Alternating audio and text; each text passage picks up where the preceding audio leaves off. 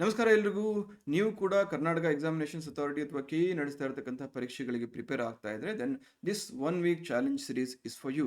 ಇವತ್ತಿನಿಂದ ಮುಂದಿನ ಒಂದು ವಾರದ ಕಾಲ ನಾವು ಮೆಂಟಲ್ ಎಬಿಲಿಟಿಯಲ್ಲಿ ಬಹುಮುಖ್ಯವಾಗಿ ಇರತಕ್ಕಂತಹ ಲಾಜಿಕಲ್ ರೀಸನಿಂಗ್ ಪಾರ್ಟನ್ನು ಕಲಿಯೋಣ. ಅದು ಯಾವ ರೀತಿ ಅಂತ ಹೇಳಿದ್ರೆ, ಪ್ರತಿನಿತ್ಯ ಸುಮಾರು 15ರಿಂದ 20 ನಿಮಿಷದ ಅವಧಿಯ ಒಂದು ಯೂಟ್ಯೂಬ್ ವಿಡಿಯೋ ಅಪ್ಲೋಡ್ ಆಗುತ್ತೆ. ಅದು ಈ ಮೆಂಟಲ್ ಎಬಿಲಿಟಿ ಪಾರ್ಟ್ ಆಗಿರುತ್ತೆ. ಇದರಲ್ಲಿ ಲಾಜಿಕಲ್ ಸೀರೀಸ್ ಮೇಲೆ ಹಿಂದೆ ಕೆಇಎ ಕೇಳಿರ್ತಕ್ಕಂತಹ ಪ್ರಶ್ನೆಗಳನ್ನೇ ಚರ್ಚೆ ಮಾಡಲಾಗುತ್ತೆ. ಅದು ಟಾಪಿಕ್ ಬೈ ಟಾಪಿಕ್.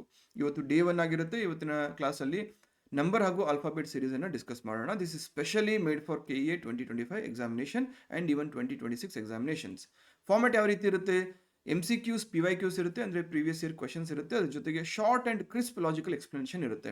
ಅನ್ನೆಸೆಸರಿ ನಿಮಗೆ ಬರ್ಡನ್ ಮಾಡಿ ಟೈಮನ್ನು ತಿನ್ನಲ್ಲ. ನಿಮ್ಮ ಪರೀಕ್ಷೆಗೆ ಎಷ್ಟು ಇಂಪಾರ್ಟೆಂಟು, ಎಷ್ಟು ಪರಿಣಾಮಕಾರಿಯಾಗಿ ಎಫೆಕ್ಟಿವ್ ಆಗಿ ಕಲೀಲಿಕ್ಕೆ ಸಾಧ್ಯವೋ ಅದೇ ರೀತಿಯಾದಂಥ ಅಪ್ರೋಚನ್ನು ಇಲ್ಲಿ ನಾವು ಅಳವಡಿಸ್ಕೊಳ್ಳೋಣ.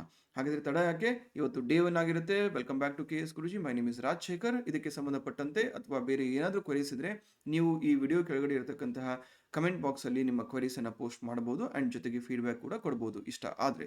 ಸೊ ಇವತ್ತು ನಂಬರ್ ಮತ್ತು ಆಲ್ಫಾಬೆಟ್ ಸೀರೀಸನ್ನು ಶುರು ಮಾಡೋಣ. ಇವತ್ತಿನ ಮೊದಲ ಪ್ರಶ್ನೆ ನಂಬರ್ ಸೀರೀಸ್ ಮೇಲೆ. ಯೂಶ್ವಲಿ ನಂಬರ್ ಸೀರೀಸು ಅಥವಾ ಈ ಒಂದು ಸೀರೀಸಲ್ಲಿ ನಂಬರ್ ಆ್ಯಂಡ್ ಆಲ್ಫಾಬೆಟಿಕ್ ಸೀರೀಸ್ ಅಂತ ಹೇಳ್ತೀವಲ್ವಾ, ನಂಬರ್ ಸೀರೀಸು, ಆಲ್ಫಾಬೆಟಿಕ್ ಸೀರೀಸು ಅಥವಾ ನ್ಯೂಮರಿಕಲ್ ಆಲ್ಫಾ ಸೀರೀಸ್, ಈ ರೀತಿಯ 3 ಬಗೆಯ ಪ್ರಶ್ನೆಗಳು ಬರುತ್ತೆ. ಯೂಶ್ವಲಿ ಏನಾಗುತ್ತೆ, ಇಲ್ಲಿ ಒಂದು ಸೀರೀಸನ್ನು ಕೊಡ್ತಾರೆ, ಅಲ್ಲಿ 4 ಅಥವಾ 5 ಲೆಟರ್ಸನ್ನು ಅಥವಾ ನಂಬರ್ಸನ್ನು ಕೊಟ್ಟು 6ನೇ ನಂಬರ್ ಏನಾಗಿರುತ್ತೆ ಅಂತ ಕೇಳ್ತಾರೆ. ಸೊ ಈ ರೀತಿ ಕೇಳಿದಾಗ ನೀವೇನು ಮಾಡಬೇಕು, ಆ ಸಿರೀಸಲ್ಲಿ 2 ನಂಬರ್ಗಳ ಮಧ್ಯೆ ಇರತಕ್ಕಂತಹ ಒಂದು ಸಾಮ್ಯತೆ ಅಥವಾ ರಿಲೇಷನನ್ನು ಅಥವಾ ಸಂಬಂಧವನ್ನು ಕಂಡುಹಿಡಬೇಕಾಗುತ್ತೆ. ಸೊ ಆ ಸಂಬಂಧ ಕಂಡುಹಿಡಿದ್ರೆ ನಿಮಗೆ ಕೇಳಲಾಗಿರ್ತಕ್ಕಂತಹ ಒಂದು ಸ್ಪೇಸ್ ಏನಿರುತ್ತೆ ಅಥವಾ ಕ್ವಶನ್ ಏನಿರುತ್ತೆ ಅದಕ್ಕೆ ಈಸಿಲಿ ಆನ್ಸರ್ ಮಾಡ್ಬೋದು. ಸೊ ಯಾವ ರೀತಿ ಸಂಬಂಧ ಕಲ್ಪಿಸೋದು? 2 ನಂಬರ್ಗಳ ಮಧ್ಯೆ ಯೂಶುವಲಿ ಅಲ್ಲಿ ಏನಾದರೂ ಒಂದು ನಂಬರ್ ಆ್ಯಡ್ ಮಾಡಿರ್ತಾರೆ, ಕಾಮನ್ ನಂಬರು, ಅಥವಾ ಒಂದು ಕಾಮನ್ ನಂಬರ್ ಮಲ್ಟಿಪ್ಲೈ ಮಾಡಿರ್ತಾರೆ, ಅಥವಾ ಒಂದು ಕಾಮನ್ ನಂಬರು ಡಿವೈಡ್ ಮಾಡಿರ್ತಾರೆ, ಅಥವಾ ಪ್ಲಸ್ಸು ಮತ್ತು ಇಂಟು 2 ಮಾಡಿರ್ತಾರೆ, ಅಥವಾ ಸ್ಕ್ವೇರ್ ಇರುತ್ತೆ, ಅಥವಾ ಕ್ಯೂಬ್ ಇರುತ್ತೆ. ಇಷ್ಟೇ. ಸರಿಸುಮಾರು 6ರಿಂದ 7 ಟೆಕ್ನಿಕ್ಸ್ ಇದಾವೆ, ಇದರಲ್ಲಿ ಲಾಜಿಕ್ ಇದಾವೆ. ಆ ಲಾಜಿಕನ್ನು ಕಲ್ತ್ಕೊಂಡ್ರೆ ಇದ್ರ ಮೇಲೆ ಬರ್ತಕ್ಕಂತಹ ಎಲ್ಲ ಪ್ರಶ್ನೆಗಳನ್ನು ಸಂಪೂರ್ಣವಾಗಿ ನಿರ್ಭೀತಿಯಿಂದ ನೀವು ಆನ್ಸರ್ ಮಾಡ್ಬೋದು. Let us start. So first question ಈ ರೀತಿ ಇದೆ. Find the missing number. Timer ಜೊತೆಗೆ ಇಟ್ಕೊಳ್ಳಿ. ಪ್ರತಿ ಪ್ರಶ್ನೆಗೂ 10 ಸೆಕೆಂಡ್ಸ್ ಟೈಮ್ ತಗೊಳ್ಳಿ. 10 ಸೆಕೆಂಡಲ್ಲೇ ಟ್ರೈ ಟು ಆನ್ಸರ್. ಇದರಿಂದ ನಿಮ್ಮ ಸ್ಪೀಡ್ ಕೂಡ ಇಂಪ್ರೂವ್ ಆಗುತ್ತೆ, ಜೊತೆಗೆ ಅನ್ನೆಸೆಸರಿ ಟೈಮ್ ಕೂಡ ವೇಸ್ಟ್ ಆಗಲ್ಲ. So find the missing number 2, 6, 12, 20. So ಈ ಸಿರೀಸಲ್ಲಿ ಮುಂದೆ 5ನೇ ಸ್ಥಾನದಲ್ಲಿ ಬರ್ತಕ್ಕಂಥ ನಂಬರ್ ಏನು ಅಂತ ಕೇಳ್ತಾ ಇದ್ದಾರೆ. So let us start with the first approach. Usually ಈ ಥರ ಸಿರೀಸ್ ಕೊಟ್ಟಾಗ ಫಸ್ಟ್ ಯಾವ್ದಾದ್ರು ಒಂದು ಕಾಮನ್ ನಂಬರನ್ನು ಆ್ಯಡ್ ಮಾಡಿ ನೋಡಿ. ಸೊ 2 ಮತ್ತು 6 ಮಧ್ಯೆ ಇರತಕ್ಕಂತಹ ಡಿಫ್ರೆನ್ಸ್ ಎಷ್ಟು? 4. 6 ಮತ್ತು 12 ಮಧ್ಯೆ ಇರತಕ್ಕಂಥ ಡಿಫ್ರೆನ್ಸ್ ಎಷ್ಟು? 6. 12 ಮತ್ತು 20 ಮಧ್ಯೆ ಇರತಕ್ಕಂಥ ಡಿಫ್ರೆನ್ಸ್ ಎಷ್ಟು? 8. ಸೊ ಪ್ಯಾಟರ್ನ್ ಗೊತ್ತಾಗ್ತಾ ಇದೆಯಾ? ಪ್ರತಿ 2 ನಂಬರ್ಗಳ ಮಧ್ಯೆ ಇರತಕ್ಕಂತಹ ಒಂದು ಡಿಫ್ರೆನ್ಸ್ ಏನಿದೆ, ವ್ಯತ್ಯಾಸ ಏನಿದೆ, ಅದು ನೆಕ್ಸ್ಟ್ ಇಮಿಡಿಯೇಟ್ ಒಂದು ಡಿಫ್ರೆನ್ಸ್ ಬಂದಾಗ ಅಲ್ಲಿ +2 ಆಗ್ತಾ ಇದೆ, 2 ಆ್ಯಡ್ ಆಗ್ತಾ ಇದೆ. ಸೊ ಈ ಒಂದು ಲಾಜಿಕ್ ಪ್ರಕಾರ ಹೋದರೆ ವ್ಯತ್ಯಾಸ 4, 6, 8 ಇದ್ದದ್ದು ಮುಂದೆ 10 ಆಗಬೇಕು. ಅಂದರೆ 20 ಮತ್ತು ಮುಂದೆ ಬರ್ತಕ್ಕಂತಹ ನಂಬರ್ ಮಧ್ಯೆ 10 ವ್ಯತ್ಯಾಸ ಇರಬೇಕು. ಅದರ ಅರ್ಥ 20 + 10 ಆನ್ಸರ್ ಈಸ್ 30. ಈಸಿ? ಇಷ್ಟ ಆಗ್ತಾ ಇದ್ರೆ ಕಮೆಂಟ್ ಮಾಡಿ. ಆ್ಯಂಡ್ ನಾನು ಕೇಳುವಂಥ ಪ್ರತಿ ಪ್ರಶ್ನೆಗೂ ನೀವು ವಿಡಿಯೋ ಪಾಸ್ ಮಾಡಿ ಆನ್ಸರ್ ಕಮೆಂಟ್ ಮಾಡಿ, ನಂತರ ಎಕ್ಸ್ಪ್ಲನೇಷನ್ ನೋಡಿ. ಇದರಿಂದ ರಿವಿಷನ್ ಆಗುತ್ತೆ, ನಿಮ್ಮ ಮೈಂಡ್ಗೆ ಕೆಲಸ ಕೊಟ್ಟಂಗೂ ಆಗುತ್ತೆ. ನೆನಪಿರಲಿ, ಮೆಂಟಲ್ ಎಬಿಲಿಟಿ ಅಥವಾ ಲಾಜಿಕಲ್ ರೀಸನಿಂಗ್ ಅಂತ ಬಂದಾಗ ನೀವು ಪ್ಯಾಸಿವ್ ಆಗಿ ಕುತ್ಕೊಂಡು ಮೂಕ ಪ್ರೇಕ್ಷಕರ ಥರ ಕೇಳೋದಲ್ಲ. ಪೆನ್ನು ಪೇಪರ್ ತಗೊಳ್ಳಿ, ನಿಮ್ಮ ಮೈಂಡ್ಗೆ ಕೆಲಸ ಕೊಡಬೇಕು. Okay, next 5, 10, 20, 40. ಸೊ ಪ್ಲಸ್ ಆದರೂ ಮಾಡಿ, ಇಂಟು ಆದರೂ ಮಾಡಿ, ಮೈನಸ್ ಆದರೂ ಮಾಡಿ, ಡಿವೈಡ್ ಆದರೂ ಮಾಡಿ, ಸ್ಕ್ವೇರ್ ಆದರೂ ಮಾಡಿ. ಇಷ್ಟು ಲಾಜಿಕ್ಸ್ ಇರ್ತವೆ, ಅಥವಾ ಕ್ಯೂಬ್ ಆದರೂ ಮಾಡಿ. ಸೊ ಇಲ್ಲಿ ಸಿಂಪಲ್ ನೋಡ್ತಾ ಇದ್ದಂಗೆ ಏನು ಗೊತ್ತಾಗುತ್ತೆ, 5 2 10, 10 2 20, 22 40, which means 40 2s, 5 2s 10, 10 2s 20, 20 2s 40, 40 2s 80 is the answer. Easy ಅಲ್ವಾ? ನೆಕ್ಸ್ಟ್. ಸೊ ಇವೆಲ್ಲ ನಾನು ಸ್ವತಃ ಫ್ರೇಮ್ ಮಾಡಿ ಕೇಳ್ತಾ ಇರ್ತಕ್ಕಂಥ ಪ್ರಶ್ನೆಗಳಲ್ಲ, ಈ ಹಿಂದೆ KEA ಪರೀಕ್ಷೆಯಲ್ಲೇ ಕೇಳಿರ್ತಕ್ಕಂಥ ಪ್ರಶ್ನೆಗಳು. ಸೊ ಹಾಗಾಗಿ ನಿಮಗೆ ರಿಯಲ್ ಲೈಫ್ ಅಥವಾ ರಿಯಲ್ ಎಕ್ಸಾಮ್ ಲೈಕ್ ಸಿನಾರಿಯೋ ಯಾವ ರೀತಿ ಇರುತ್ತೆ ಅಂತ ತೋರಿಸ್ಕೊಡ್ತಾ ಇದ್ದೀನಿ. You need not fear. Next, identify the wrong number. ಇಲ್ಲಿ ತಪ್ಪು ಸಂಖ್ಯೆ ಯಾವುದು ಅಂತ ಕೇಳಲಾಗ್ತದೆ. ಸೊ ತಪ್ಪು ಸಂಖ್ಯೆ ನಿಮಗೆ ಐಡೆಂಟಿಫೈ ಮಾಡಬೇಕು ಅಂದರೆ ಇಲ್ಲಿರ್ತಕ್ಕಂತಹ ನಂಬರ್ಗಳ ಮಧ್ಯೆ ಏನು ಸಂಬಂಧ ಏನಿದೆ ತಿಳ್ಕೊಳ್ಬೇಕಾಗುತ್ತೆ. ಸೊ 3 ಮತ್ತು 9 ಹೆಂಗೆ? +6 ಮಾಡ್ಬೋದು, ಇಲ್ಲ ಇಂಟು 3 ಮಾಡ್ಬೋದು. 3 3 9. ನೆಕ್ಸ್ಟ್ 9 3 27, 27 3 81 ಬರಬೇಕಾಗಿತ್ತು, 82 ಇದೆ. ಸೊ 81 ಇದ್ದರೆ ಏನಾಗಿತ್ತು? 81 ಇಂಟು 3, 81 3 243. ಸೊ ಹಾಗಾದರೆ ಇಲ್ಲಿ ಪ್ರತಿ ನಂಬರ್ಗೂ 3ಅನ್ನು ಮಲ್ಟಿಪ್ಲೈ ಮಾಡಬೇಕಾಗುತ್ತೆ. ಅರ್ಥ ಆಯ್ತಾ? ಸೊ ವಿಚ್ ಮೀನ್ಸ್ ಇಲ್ಲಿ 27 ಮೂರಲೆ 81 ಇರಬೇಕಾಗಿತ್ತು, ಬಟ್ ಇಲ್ಲಿ 82 ಇದೆ. ಹಾಗಾಗಿ ತಪ್ಪು ನಂಬರ್, ಇವ್ರು ಕೇಳಿದಂತಹ ತಪ್ಪು ನಂಬರನ್ನು ಐಡೆಂಟಿಫೈ ಮಾಡಿದ್ವಿ. ಯಾವುದು ತಪ್ಪು number? C, 82 is the right answer. ಅರ್ಥ ಆಗ್ತದೆಯಾ? ನೆಕ್ಸ್ಟ್ ಇಲ್ಲಿ ನಾನು ನಿಮಗೆ ಎಕ್ಸ್ಪ್ಲನೇಷನ್ ಕೂಡ ಕೊಟ್ಟಿದ್ದೀನಿ. ಈ PDF ಬೇಕಾದರೆ KS ಗುರುಜಿ ಟೆಲಿಗ್ರಾಮ್ ಚಾನಲ್ ಜಾಯ್ನ್ ಆಗಿ, ಅಲ್ಲಿ ನಿಮಗೆ PDF ಸಿಗುತ್ತೆ. Next 4th MCQ 1, 4, 9, 16, 25.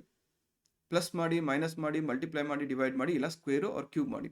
ಇಲ್ಲಿ ನೋಡ್ತದಂಗೆ ಏನೇನು ಗೊತ್ತಾಗುತ್ತೆ? 1 1 1, 2 2 4, 3 3 9, 4 4 16, 5 5 25. ಸೊ ಇಲ್ಲಿ ಪ್ರತಿ ನಂಬರ್ನ ಸ್ಕ್ವೇರ್ ಅನ್ನ ಇಲ್ಲಿ ಕೊಡಲಾಗಿದೆ. ಸೊ ವಿಚ್ ಮೀನ್ಸ್ ಈ ಸೀರೀಸ್ ಅಲ್ಲಿ ನೆಕ್ಸ್ಟ್ ಬರ್ತಕ್ಕಂಥದ್ದು 6. 6 6 ಸ್ಕ್ವೇರ್ ಇಸ್ 36, 36. ಈಸಿ ಅಲ್ವಾ? ನೆಕ್ಸ್ಟ್ ನಂಬರ್ ಸೀರೀಸ್ ಆಯ್ತು. ಈಗ ಆಲ್ಫಾಬೆಟ್ ಸೀರೀಸ್ ನೋಡ್ಕೊಳ್ಳಿ. ACFJO.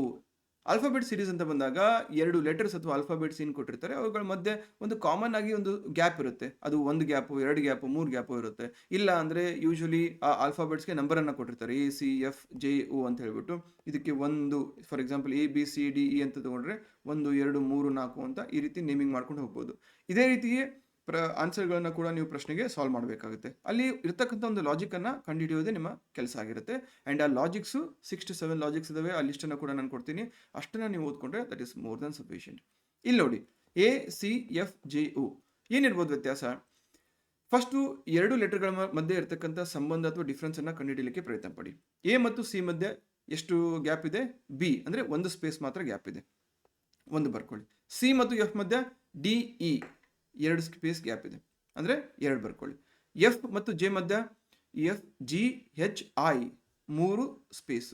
J ಮತ್ತು O ಮಧ್ಯ IJKLMN 4 ಸ್ಪೇಸ್.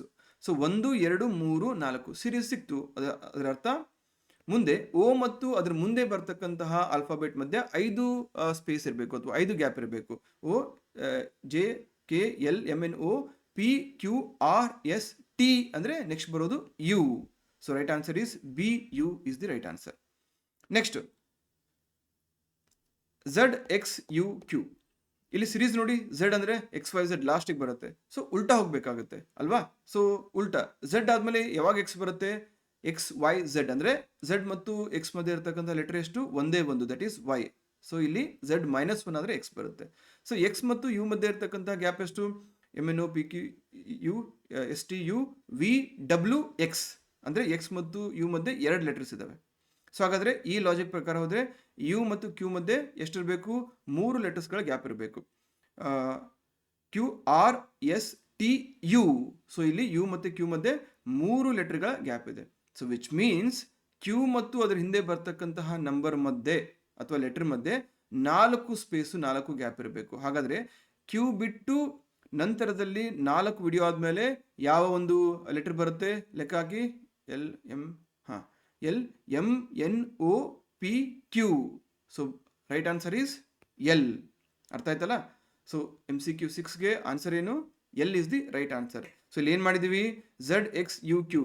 ಸೊ ಈ ಲೆಟರ್ಸ್ಗಳ ಮಧ್ಯೆ ಇರತಕ್ಕಂತಹ ಒಂದು ಗ್ಯಾಪ್ ಅನ್ನ, ಸ್ಪೇಸ್ ಅನ್ನ ಐಡೆಂಟಿಫೈ ಮಾಡಲಿಕ್ಕೆ ಪ್ರಯತ್ನ ಪಟ್ಟಿದ್ದೀವಿ. So which means ZXUQ series ನೋಡಿದ್ರೆ ಗ್ಯಾಪು 1 2 3 4.